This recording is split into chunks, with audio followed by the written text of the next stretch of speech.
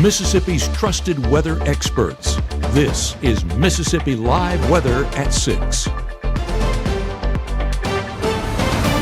Welcome to Mississippi Live Weather at 6. I'm Chief Meteorologist Matt Lawpon. Hopefully you are having a fantastic day. Certainly today was a little cooler. I'm sure you noticed that, but we are going to go a lot chillier for tonight. It's about as cold as things get for a while, because we're going to be hedging more on the side of storm chances here in the Room to Room Weather Center in our discussion this evening. And we are still targeting this weekend. We're targeting both Saturday and Sunday. In particular, probably Sunday, the greater of those chances with the timing. We'll talk about more detail in a minute. At this point, the tornado threat primarily stays to our south and west, but this remains to be seen on how far north fuel comes. I'm most concerned with some brief wind gusts, simply because we still have a lot of branches hanging down from this most recent ice storm, and that's going to cause its own issues there. Hail, not particularly likely. We'll look at triple threat here in a minute. That's an exclusive here on Mississippi Live Weather, as is Storm Finder, which will help us time out when the storms are the most likely around the area, something you'll see only here on Mississippi Live. I referenced it a moment ago. Triple threat allows us to look at rotation for storms, damaging winds, and hail all on the same graphic, so that we can kind of show you when and where those are most likely. We'll have that exclusive look you'll find only here on Mississippi Live Weather here in just a moment. And we are talking tornadoes with our meteorologist, Gabe Maynor, not necessarily in the near term here. I want to bring Gabe in. Again, one of the things that you're discussing, definitely a time period to be watching, but it's Severe Weather Preparedness Week, right? It is, and today is the latest on tornado safety. So we're not just talking about tornado formation, but how to stay safe once those potential tornadoes do move in. And with spring severe weather season around the corner, perfect timing to do so. Go ahead and get those plans in place, and we'll have all the latest details here at 6. Actually, absolutely. We'll be talking to Gabe about that in more detail here coming up in just a couple of minutes. But again, in the near term, it is a night where things are getting cooler, but still gradually working their way that direction. We're 51 degrees and not much of a wind chill at this instant, despite that 11-mile-per-hour wind. Still has a cool feel to it. You still want to bundle up, but I think it'll be a lot chillier as we go toward early tomorrow morning, with low 30s out there for low temperatures. But beautiful shot there of all the great colors in the Smithville area. The reason it looks more muted, we're looking a different direction, back toward the south and east in Tupelo, showing 54 the temperature right now. And again, appreciate Mitchell, Cunningham, and Bowling for sponsoring our Tupelo Tower Cam, with mainly that mix of clouds and all the rainfall from earlier today on out of here. And as we look out in Greenville at this instant, 54 degrees, that mix of cloud cover. Greenville could be one of those spots where storms arrive earlier during the overnight period Saturday night. And could that timing impact some of the storm chances and maybe severe storm chances for you? That's one of the things, of course, we're looking into. But 7 p.m. tonight in the first 12, we're 51, 54 degrees by 10, 41 by 1 a.m., and back into the mid-30s by early Thursday morning. Listen, this is cooler, but this is not extreme cold, thankfully. This is as cold as we get this next time around, and those wind chill temperatures probably low 30s at coolest, so very, very manageable, all things considered. Mama Justice Doppler radar, not a lot in the way of precipitation out there. As you can see, we're mainly dry here, not just overhead, but across the region. I'm going to go real wide for a second, show you kind of some of the players that are going to figure in over this. We're watching kind of this big, long wave trough. You can see that back out here into the Pacific Ocean, this one you have there, and a couple other little waves associated with this one. This one in particular is going to kind of dive toward us, but the overall trough gradually consolidating and moving more in our direction. And so the weekend forecast is where this comes in, and it's just kind of a long wave one, and so that makes it typically a little bit slower on its timing, and that's why it'll take that time before it gets here a little bit closer to us. I want to bring it back in. I'm going to see if I can show, let's kind of bring it back in here to North Mississippi. As we look at some of the rainfalls, you can see not a lot of meaningful rainfall out there. Look at the 24-hour rainfall totals. Again, not extreme by any stretch of the imagination. We show a few spots there, estimations where you see the greens of maybe a half-inch of rainfall, but the rain today, again, remained fairly limited in its overall amounts, which is pretty much what we expected, though a few rumbles out there earlier today. Tonight, we'll have no rumbles. That front that has kind of moved through, brought us the rainfall earlier today, has now slipped down closer to the coast and is taking all of the drier air and kind of pressing that into the area with it as it shoved the moisture off. But that moisture return, where that fuel is, that's critical to the storm chances this upcoming weekend. And we're still obviously far enough removed from it that it's way down there in the Gulf that there's no issues for your Thursday, and really not for Friday as well. but by Saturday, and especially Saturday night and Sunday, that's when those chances get a lot more likely. Our forecast has us 36, as you can see, 6 a.m. there for Thursday, starting off there, but 45 by 9 a.m., 57 by noon, and then 63 as we head toward afternoon. Our winds remain mainly out of a north and easterly direction, but a little bit more of that east showing up. And it's that turn more to the east and southeast that begins the process of bringing that fuel, bringing that moisture back. In 60 seconds, that's one of the things we're looking at a lot more detail here in the Room to Room Weather Center, is how much of that moisture returns. Storm Finder will help us kind of analyze where the storms, where the lightning is, and our odds of starting to see those storms in our area. Triple Threat will help us to look at the damaging winds, tornado potential, as well as hail on this. And that's in 60 seconds as Mississippi Live Weather continues here from the Room to Room Weather Center right after this. Look at Wanda, ready to rock her big presentation. But first, lunch. Sweet Pepper's Deli. Delicious, celebratory, but is it quick? The Cobb salad. Tender oven roasted chicken, topped with cheese. Prepared, plated, and served? In 6 minutes? Is this for real? Well, of course. Well done, Wanda. Sweet Pepper's Deli. Yes, ma'am. Life is sweet. As a bankruptcy firm, Mitchell, Cunningham, and Bowling realizes many people are worried about their finances. We're here to guide you through the next steps to restart your life with easy video appointments. New clients don't have to leave home to get information about becoming debt-free. Also, convenient in-office appointments are available at the low cost of $340 upfront for a Chapter 13. You can be on your way to being debt-free. Contact Mitchell, Cunningham, and Bowling today or visit our website at mcdebtfree.com. We are here to help you. This portion of Mississippi Live Weather is presented by Little's Jewelers. Right now, from the Room to Room Weather Center, here's Mississippi's Chief Meteorologist, Matt Lovehon.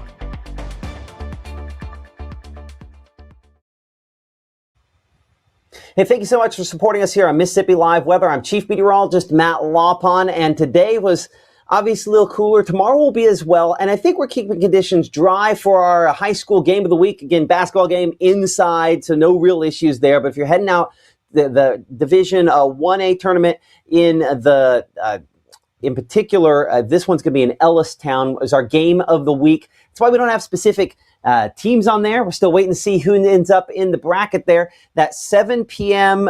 tip-off, it's going to be the girls this week. And that's going to be our game of the week. Will it be East Union, the home squad, or one of the other teams in that tournament? We're excited and again appreciate the good folks at Langston a lot for supporting us here on our Mississippi Live Game of the Week. Something you'll see only on Mississippi Live, Storm Finder. Again, this is something that no other local TV station has.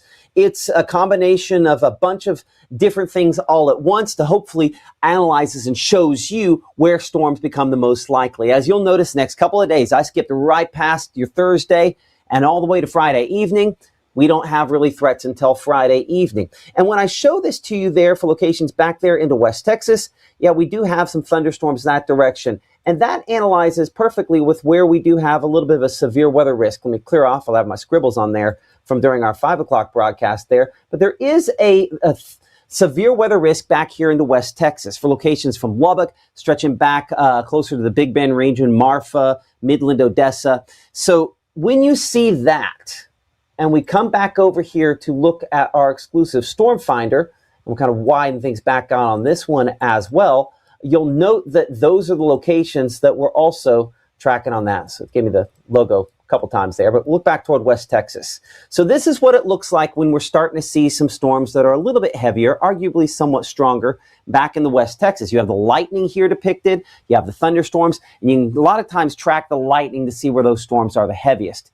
Clearly, that's what a limited risk for severe weather looks like. And then a line of storms develops in the pre-dawn hours of early Saturday. On here, we look for the combination where we have the precipitation, which is the typical colors you're used to looking at there, a high confidence level on where we're going to see the active weather and storms, and then whether or not we have the lightning strikes over top of the three. That gives us an idea, again, when storms are possible, not necessarily always the severity of them. That's where we use triple threat, but it gives us an idea. So to a certain extent of how heavy and strong they could be.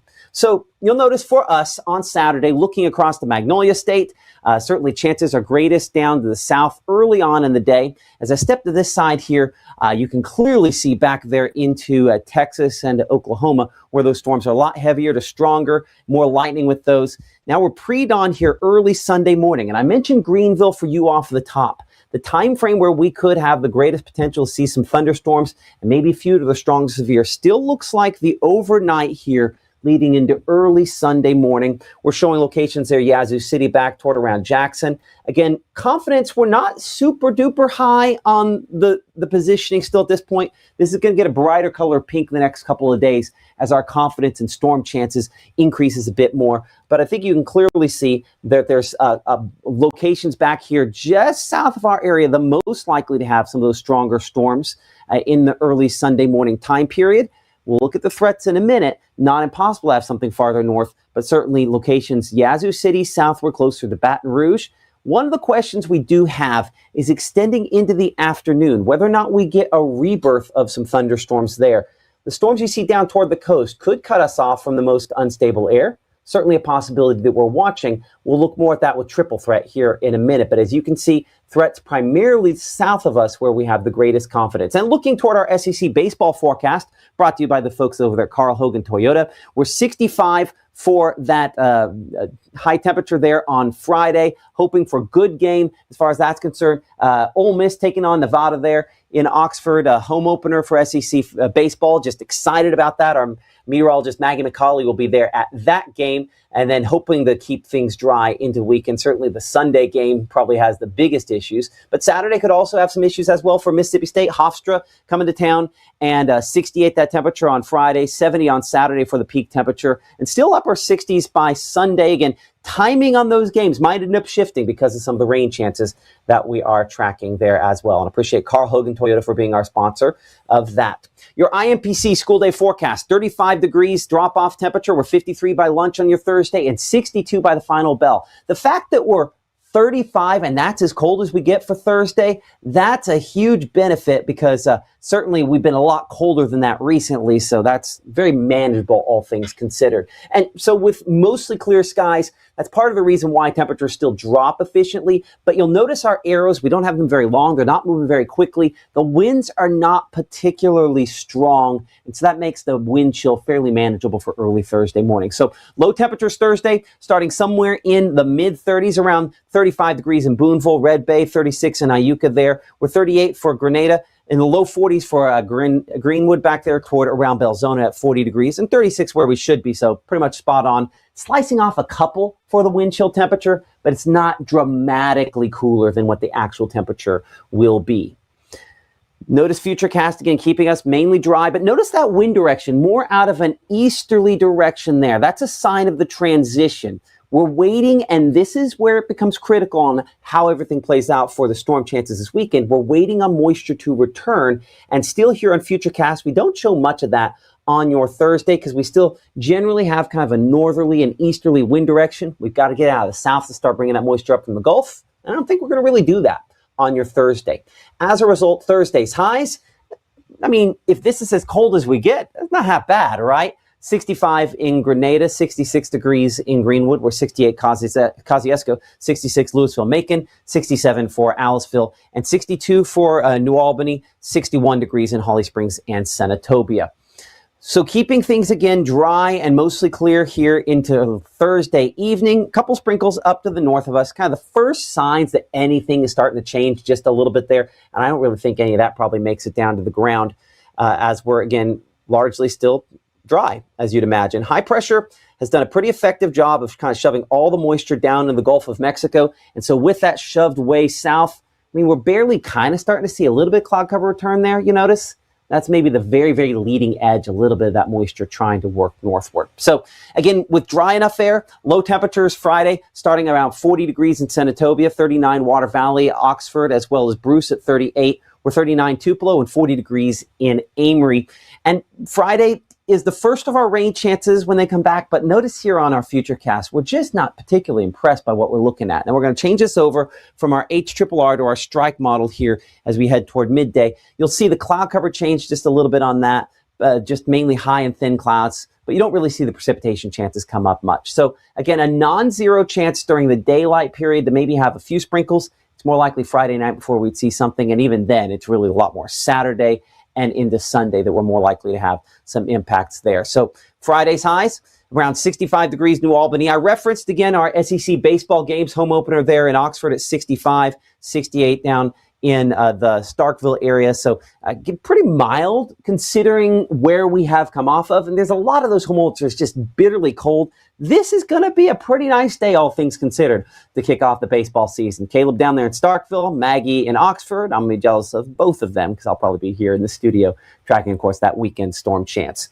So Friday evening, again, we're still ahead of any of the active weather. That's still back out here. As we talked about earlier, the severe weather threat back for locations into West Texas out of this storm system, really kind of digging up the moisture there a little bit longer to return, stronger winds aloft. But you'll notice how these thunderstorms are going kind of between our two fronts. It's a sign that this front back here, this Pacific front, is not going to be a big blast of colder air. Even when it makes it here, it's just slightly cooler behind that into next week. So one of the factors to consider is that we don't sometimes have just that really, really good push of lift.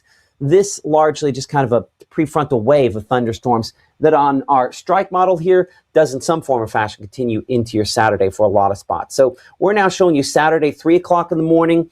Again, for us, it's just a couple of sprinkles. That's about it. And the most active weather kind of reaches its minimum there early Saturday morning. Now watch this storm system as it progresses toward us on Saturday. Again, we're watching the clouds coming out of the Gulf there. Look in particular, South Mississippi, Hattiesburg area there, for example.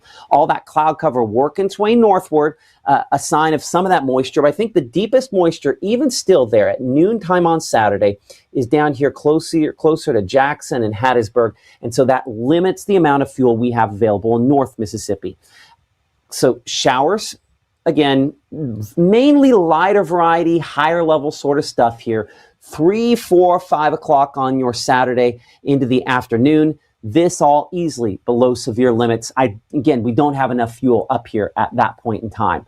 Now, the storm system does continue to kind of pick up a little more energy there. We're watching this line that you see back out there into Texas and stretching there through Waco back toward around the Dallas area. That's going to start accelerating eastward. Watch how it picks up a big head of steam here by 9, 10, 11 o'clock to midnight. And then still some question as to how strong this will be here, as you can see at 11:30 to midnight. This positioning still solidly as we change over to early Sunday morning back out west there into Arkansas. But by 2 o'clock in the morning, notice how Greenville kind of on the north side of the strongest storms here on a line of thunderstorms that, again, up here north, we might not have quite 60 mile per hour winds, or technically 58 is what qualifies as severe. But considering we still have so many of those branches that are kind of dangling down after the ice storm, you know what I'm talking about, Greenville or Cleveland or Grenada or Oxford or many other locations, that's our concern, that even if this isn't quite 60 mile per hour winds, I think certainly south of US 82, it's much more likely that it would be. Even if it's not 60 mile per hour winds, we're still going to knock down some tree branches with this. So we're 4, 5, 6 o'clock in the morning, early Sunday morning. I do want to call and to point out here that some of the strongest are still depicted down there closer to Jackson at that point in time. And then as we head here toward around 5:30, 6, 7 o'clock in the morning, again, the majority of the active and severe weather looks like it largely stays south of us. But the question becomes the rebirth, or whether or not that even ends up happening. Because you could see here, looking at this through 9, 10, 11 o'clock in the morning, I still have some thunderstorms kind of on the backside, and our cold front with the slightly cooler and mostly drier air isn't all the way through the area here, even quite the noontime. And so I note on here, and again, we'll look at this with triple threat here in just a second, that there are still some thunderstorms kind of depicted back there closer to Jackson on this. So I still think it's possible we could be talking about maybe some additional afternoon thunderstorms, though confidence remains still somewhat limited. Okay, now let's look at triple threat. Now, triple threat is something you'll see only here on Mississippi Live Weather. It gives you the storms. You can kind of see that outlined here in the green, but it also gives us rotation, damaging winds, and large hail, all on the same graphic. So we kind of see everything we need to look at all at once. This storm system, lots of red stripes back there into Texas, shows lots of rotating thunderstorms back into Texas. That is where we do have that initial limited severe weather threat on your Saturday, is for locations back that direction there. You'll also note considerable amount of hail depicted for some locations back there as well. If you just kind of see through the red to some of, combination there, we have both the rotation and the hail, but those blue sort of colors you see there, those are the large hail returns out of this. So that's what it looks like when you see some of the large hail. We don't have, I think, in any of those, a lot of damaging winds depicted. Now, as this storm system works eastward, we get that big line of storms that develops into Texas we were talking about there, Saturday evening. That line will have depicted, again, quite a few of these rotation tracks. Also, a lot of significant large hail down there in East Texas in particular, heading toward that section that's going toward Monroe, Louisiana. Our friends over at the Digital Weather Desk there, Jared Floyd, as well as Senlaw Weather down in Alexandria, Louisiana, will be watching that as that line comes through there. Now for us, notice how this scoots right there toward around, say, 6, 7 o'clock early Sunday morning. We do show at least some rotation trying to show up in some of these storms. Now this is not extreme. It's not even necessarily even moderate on this, but a possibility to maybe see just a little bit there with this as it kind of kicks through. And as we head in the afternoon, this does show some redevelopment, but it does not have much in the triple threat showing up. So I'm going to kind of wipe off all of that for a second here and bring it just to the threats by themselves. And so let's compare for just a moment what it looks like where there's, I think, some more significant rotation out of these, which might also be overdone. But back out here in West Texas, see how this kind of gets strong to this says extreme? By the way, I spent 7 years in Lubbock. Just because it says extreme doesn't necessarily mean tornadoes. That means extreme rotation and thunderstorms. Those typically are big hail producers out there. But at least a limited tornado threat with that. But that's an example of what it looks like where the rotation is more significant.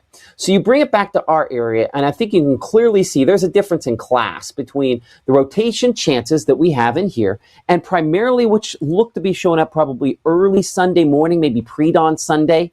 I think there is some rotation in this line, but what I don't see on this is much in the way of wind damage or hail threat. I think that kind of tracks with the limited instability there. I will say that, typically where this graphic here at the top, where it kicks over there to kind of that brighter yellow, let me see if there's some examples back here into Texas where you can kind of see that. That's where it has very, very high confidence level of greater than 60 mile per hour winds in the model. Models tend to underdo winds, peak winds in particular. So to say that 60 mile per hour winds is typically what we would care about. But because of damage from the ice storm, it's not going to take 60 mile per hour winds to knock some limbs down and to break some trees that are already dangling over or weakened by that. So that's going to be an issue all throughout our severe weather season this year, is that we're going to have these sub-severe winds, 30, 40, 50 miles per hour. They're going to knock down branches from time to time. So whether you're driving along the road or parking your car beneath them, let's at least have that in mind, that we're going to have some issues related to that. But I think the big headline is this.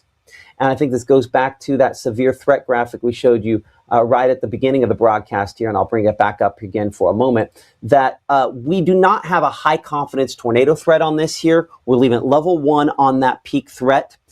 Brief wind gusts, I think, a much greater chance, and this, I think, confidence level might go up, despite the fact that I don't know that we're going to have a lot of severe wind gusts. It's just in the wake of the ice storm. That's one of the many factors that we have to consider.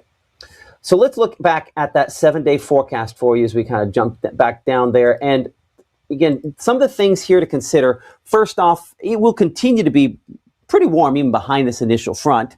We're going to have maybe limited rain chances there for Friday. We're at 60% for Saturday, 50% for Sunday.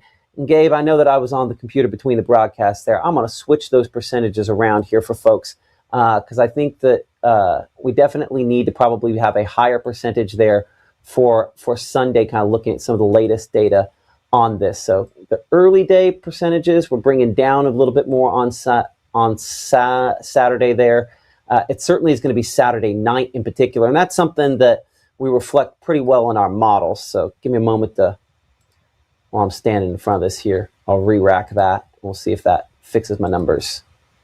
Click off, click back on. And let's see if my percentages are there. It didn't update. Next time I show it, we'll have it at 10. But we've certainly kind of adjusted. We talked about this possibility last night that the timing, especially pre-dawn Sunday, is the most likely time for us to see it. Most of what we see on Saturday should probably be pretty limited in overall coverage and intensity. And it's warm behind this. I referenced that Pacific front behind this. We're still going to be probably 70s into next week. Now, I will say this. If fuel is even just a little bit greater, that will increase the chances that those Sunday storms could be stronger. That is a limiting factor now, and our front that came through today pushes south. It's the reason we get kind of cold for Thursday, Friday morning. That's one of the things that helps to limit that somewhat. Okay, coming up at 60 seconds, we'll have a little debate on this with our meteorologist Gabe Maynor as we go back and forth on storm to storm or not to storm. And he'll be preparing you as far as tornadoes are concerned here. It is severe weather preparedness week in Mississippi. We'll talk to him on the latest on how we should be thinking about preparing as Mississippi Live Weather continues here from the Room to Room Weather Center in 60 seconds. Hi, my name is Rosie. Regional Rehab Center helps kids like me by offering speech therapy, occupational therapy, and dyslexia therapy. Your support helps so many of us get what we need to grow and succeed. Please help the Rehab Center.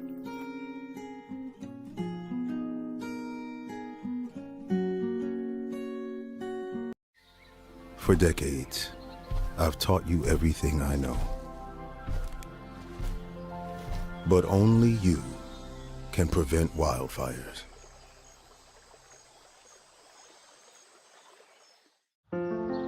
People tell me how lucky my daughter is to have been adopted.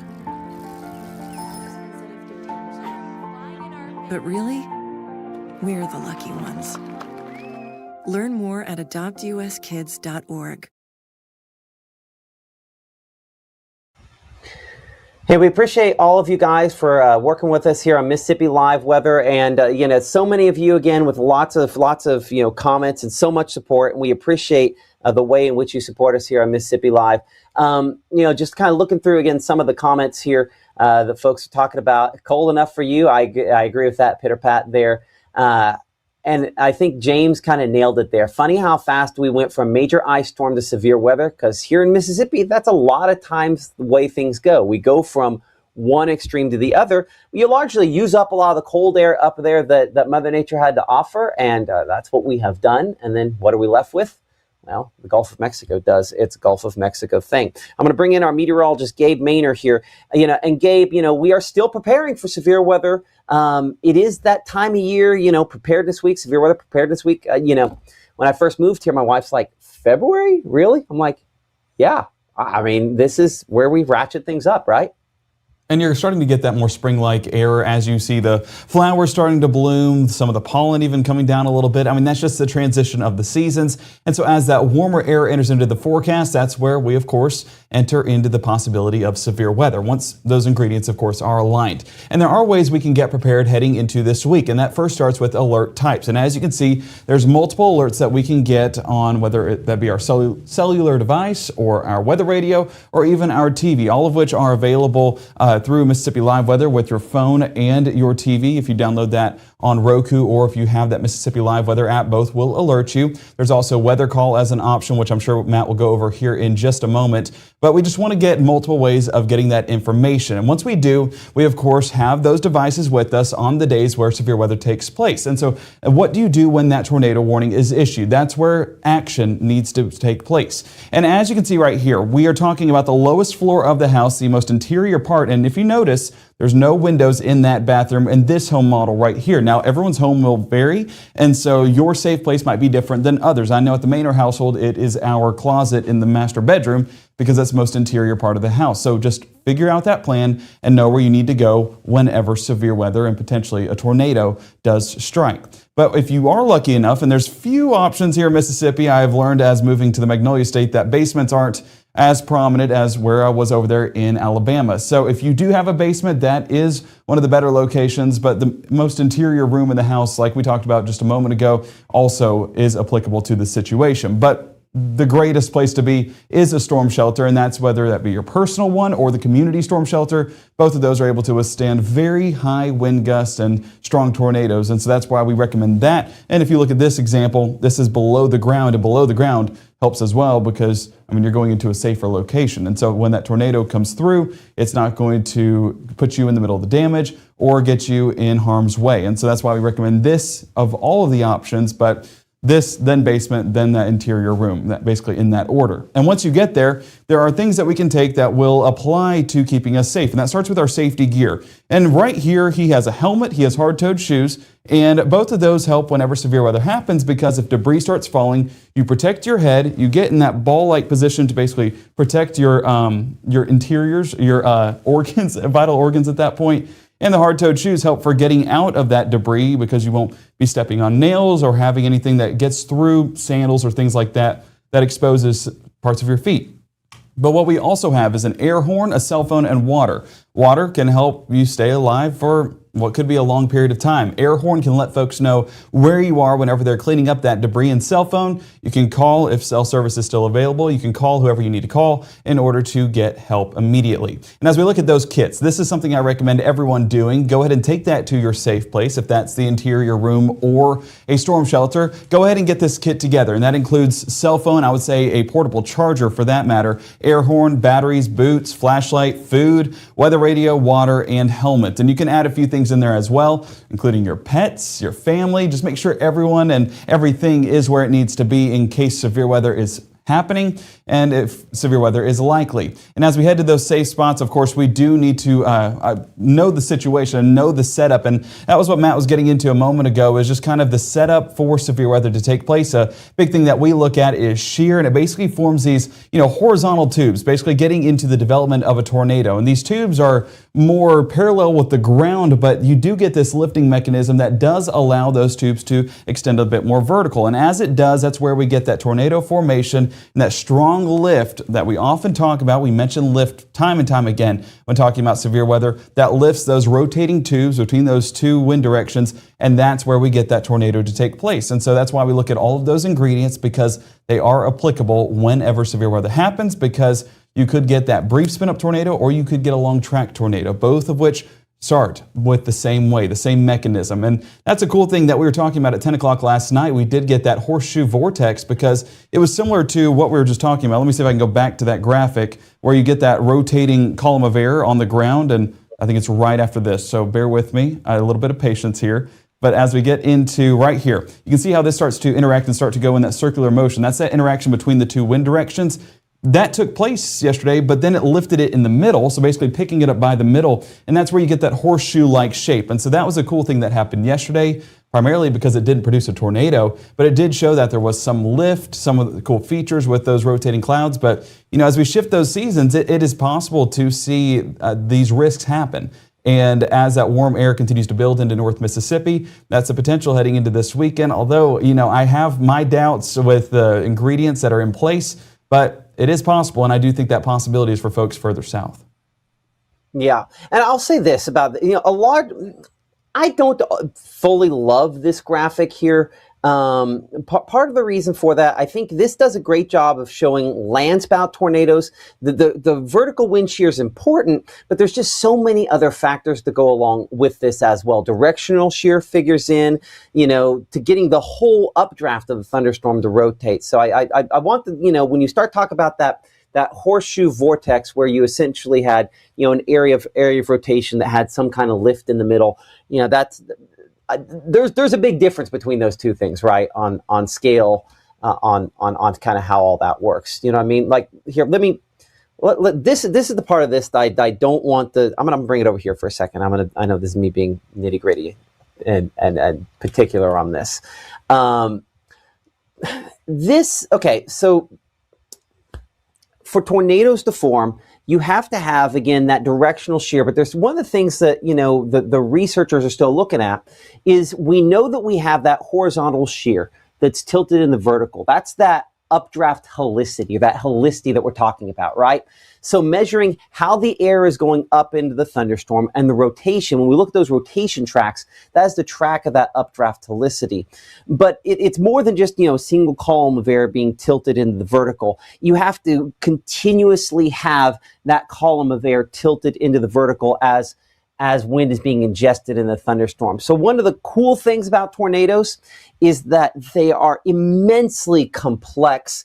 And this is, by the way, Gabe, not a knock on you or the graphic or anything like that. It's just a testament to how difficult it is to get a tornado to form, because the crazy thing about it is there's just so many little things that kind of have to go into that in order for it to form the correct way. Okay, Gabe, I'm going to see here. Let's go back in a double box and let's talk here for a moment about this storm chance for this weekend. Now, I'm team possible. You're team possible as well, but I think I'm hedged a little bit more toward possible maybe than you are. Would that be a fair statement? Yes, because I think that severe possibilities are more limited. Do we see impacts? Yeah. But I think if we're getting severe thunderstorm warnings issued, even tornado warnings, I see all the ingredients further south a little bit better. And even as I was watching our strike model and even the triple threat model, once it got across the Mississippi River, the ingredients just basically lackluster. And we're also talking about time of day. And with the temperatures getting into Sunday morning, they were dipping into the low 50s. And whenever we're talking about those temperatures, they can't be lower than the dew points. So that means dew points are in the low 50s as well whenever we're talking about the potential resurgence of a few of those storms. So a low 50s isn't going to produce severe weather, but 30-mile-an-hour wind gusts can knock down a few limbs. So I'm not saying it's non-impact, but I do veer more towards the non-severe. And I think that's where I stand with North Mississippi in particular. Down south, different story. I think ingredients are a little bit more in place. And, Jackson, Meridian, down towards Hattiesburg, I think that you could see a few severe thunderstorm warnings. But aside from that, I don't know if I'm fully sold. And honestly, like we were talking about Saturday and Sunday's rain chances, I don't know if I'm fully sold on that either, just because of the change. And this time yesterday, I was looking at models and the warm front was right overhead. Now the warm front is lifting much more north. And if you look at the trends, I need to see it be a little bit more consistent over the next at least 2 or 3 model runs for me to, see a little bit more on that side. But it's just a little bit too inconsistent right now for me to say one way or another. I think it's possible, but I don't think that it's more probable up here in North Mississippi. I would agree. I must have clicked the wrong thing. Oh, I know exactly what happened. I'll bet I was on Golden Triangle on this. I was. That's why my pops didn't update. Oops. See? I warned everybody, I was like, look out in case this happens. And then it's me. Every time, Gabe. Every time. Not every time. Yeah, most times. So I want to flip-flop those pops just a little bit there. Here's my thinking, okay? And some of this is going to come down to brute forecasting, which is where you're at on this. And some of this is intuition, for lack of a better way to put it. Let's see if that will. Gonna flip my pop. It does take a little bit of time for it to do it. I know. I'm impatient. It's fine. Part of this is brute intuition on my part, because yesterday I was looking at it, I'm like, it's gonna wait till that's gonna slow down to Sunday, and then it kind of shifted a little bit later like that. What I'm afraid of more than a high percentage on Sunday is that we overshoot Saturday on it. You end up with light showers, maybe 60% coverage, and one of the things we always discuss at the TV station is, where do you put your pop, right? Do you put, look at updated. Told you patience pays off. That's fine. Okay, well, that answers a question. One of the things I thought in the past is that I had to actually reopen this for that. It's for the icons. I have to reopen it. Still learning every day. We'll get there. I'm all off target on this. The probability of precipitation, right? Do you need to have it higher as far as people are concerned on Saturday? And one of the arguments I used to always make at the TV station is that you have it higher on Saturday because it's Saturday night and it's not Sunday until people go to sleep. right? Mm-hmm. But I think it might be just late enough that, if you're like 3 a.m. Sunday, 4 a.m., 5 a.m. Sunday, and we really could probably reach our peak in that time frame, that's the only thing that has me kind of hedging my bet a little bit more towards Sunday at this point, especially if it slows down at all. Again, I'm not convinced that this will be severe weather, but in the past I've seen all of a sudden, at this time, okay, we're mid 50s, like low temperatures. And then tomorrow we're like, well, maybe we're upper 50s, low temperatures. And then the day after that, it's like, oh, the moisture's here, it's 60s. In February in particular, sometimes that's the way this trends. Not saying it'll happen this time, but that's the bet I'm hedging right now. Well, I'm curious, and I'll use your words here, because whenever I came into Mississippi, and you're kind of showing me the ropes of forecasting as I was still a wee lad in college. You're going to use it against me for it. Well, I'm curious how that applies to this, because you always talk about that first event always kind of being overdone. Like you're trying to figure it out on models of where it stands. And you told me yesterday, I was citing more on GFS, and you said it hasn't happened yet. And so kind of hedging our bets on one model over the other, we're still kind of figuring it out as we get into that season. But, what makes you sold?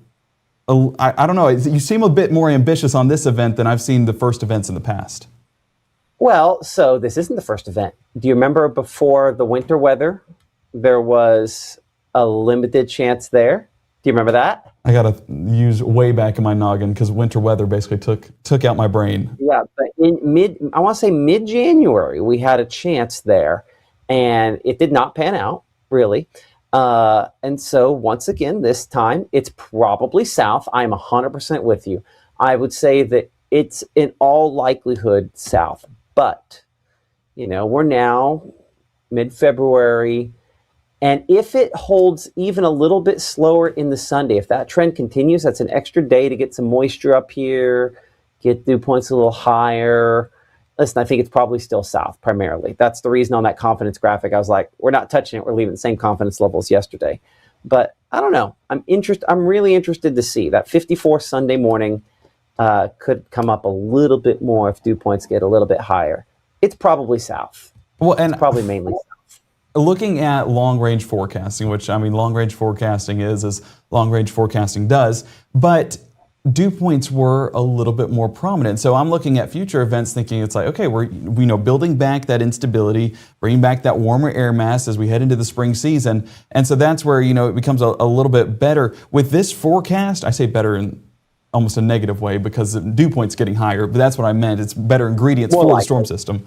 I don't want to confuse anyone. I'm not rooting for severe weather. I promise you that. Yeah. But the thing with this event is it's been pretty consistent on GFS and Euro, both in the low 60s. And so that's where, and this is more on Saturday as the front works through into Sunday.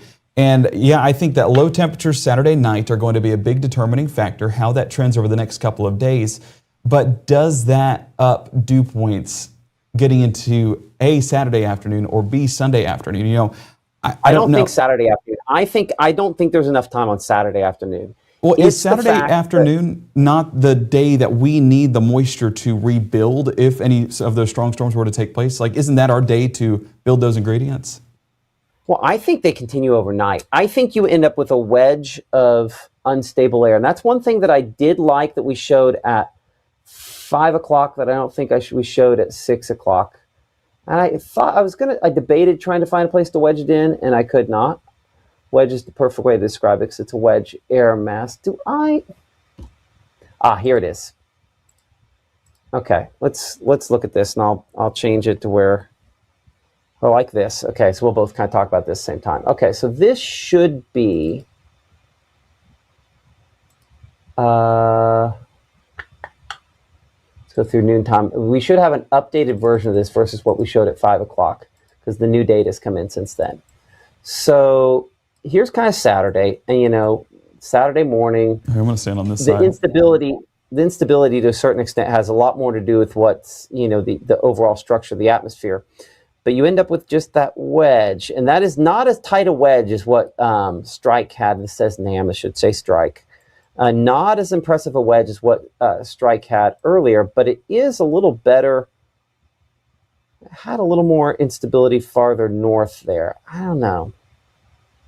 Sometimes you also get instability behind the front, and I think that might be what this is indicating here. Let's say this particular version of strike we're looking at here versus the one from earlier today, this one looks less developmentally interesting because this kind of initial right there, the meridian stuff, that's kind of the initial unstable layer before the front moves through, it's not as far north. Like this right here extended where that kind of the nose of that instability was all the way up there to say Oxford on the previous run. So that's a sign. I might be able to pop that up here.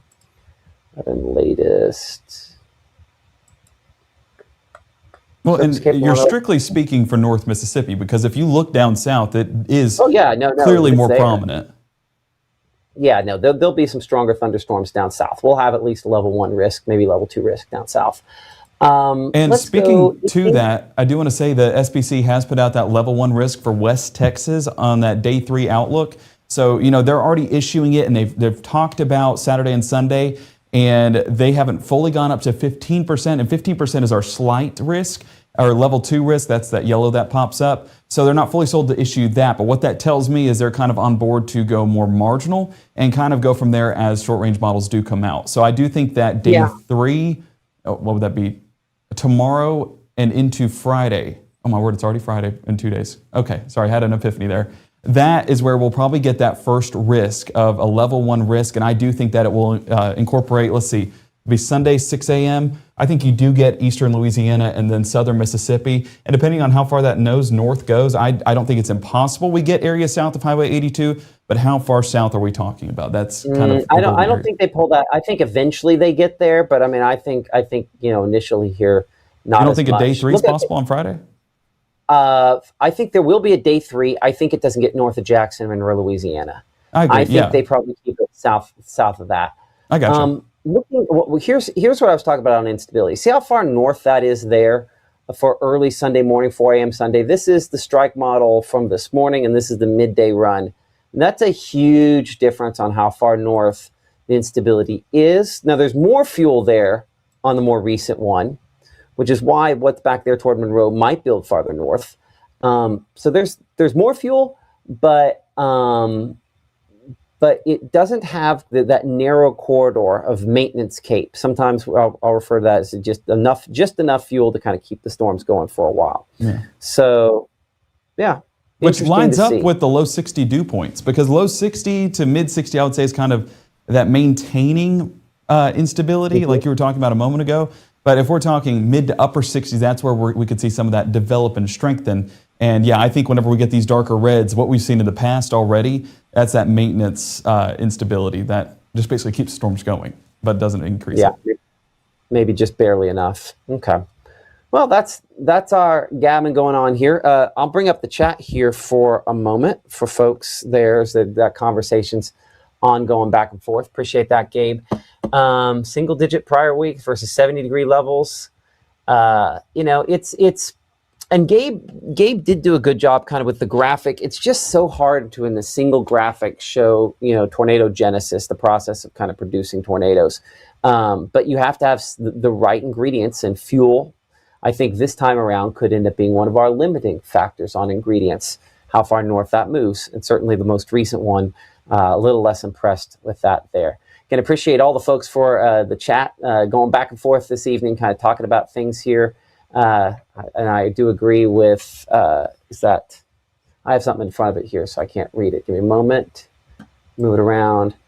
Tammy mentioning, come on, we need you. Just got over the ice storm. We need spring not with tornadoes and thunderstorms. And I think more than not, we probably aren't going to see a whole lot of severe thunderstorms this time around, but not an impossibility as well. Again, support those people that support us here in Mississippi Live Weather, whether it's Absolute Restoration, which was our very first sponsor, Carl Hogan Toyota, that sponsors, as you saw earlier in the broadcast, our SEC forecasts for football earlier in the year, and now baseball season, which picks up on Friday.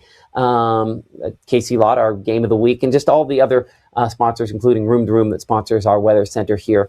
Appreciate all of them for stepping up and being a part of what we're trying to do here. Like and subscribe and download, as you can see below there, Before we go, Gabe mentioned this a moment ago. As we do get closer to this upcoming weekend forecast, we need to be thinking about ways to find out if we're in the danger zone, and weather call would be what I believe the way that makes the most sense. It calls you if you're in danger. It calls you back if a tornado is confirmed to be moving towards you, calls you if there are severe thunderstorms, and it calls you if there's major flooding, like what happened in parts of Texas last year. Why do phone calls matter? Phone calls matter because I don't know about you, but I've had 12 text messages in just the last couple minutes here, a couple of calendar things, and numerous other alerts of different types that have come in while we're talking here. I ignored every one of those. But if a phone call from my wife, an important number came through, I'd know right away and I'd be able to answer it. Phone calls still cut through the noise in 2026 America. In fact, in many cases, if you're a grandparent looking to buy something for your kid to take care of them, or grandkid, phone calls to kids usually mean something big is going on, since they primarily text. So anyway, that's why we recommend weather call, and just to make sure that we have multiple layers of protection when severe weather strikes. Our next live broadcast is going to be coming up here at 10 p.m. Gabe Maynard will be looking in a lot more detail again about the chances for storms later on this week, and looking toward what could be changing, and at least the timing related to the storm chances. That'll have a lot to do with their eventual severity. More of that, of course, here in the Room to Room Weather Center at 10 p.m. tonight. We're on every day at 5, 6, and 10 p.m. Monday through Friday, and 6:30, 7, and 7:30 a.m. And if you have not had a chance to check out our meteorologist, Maggie McCauley, you are missing out. She is spectacular. We are lucky to have her, and she'll be on tomorrow morning at 6:30 a.m. with the latest on those chilly temperatures as we work to wrap up this work week a little bit cooler. And those cool temperatures luckily helping us to bring in some drier air as well to hopefully keep some of those storm chances around. Like, subscribe, follow, all the things. And thank you so much for supporting us here on Mississippi Live Weather. We'll see you at 10.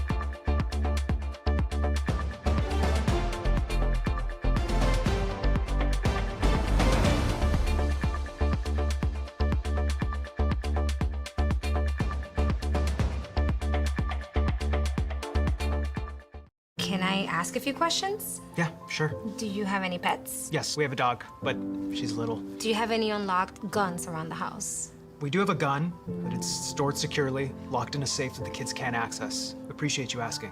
Yeah, of course. Even though Gabe grew up in Alabama, Mississippi has now become his home and his family. And one thing about Gabe is he keeps his family safe.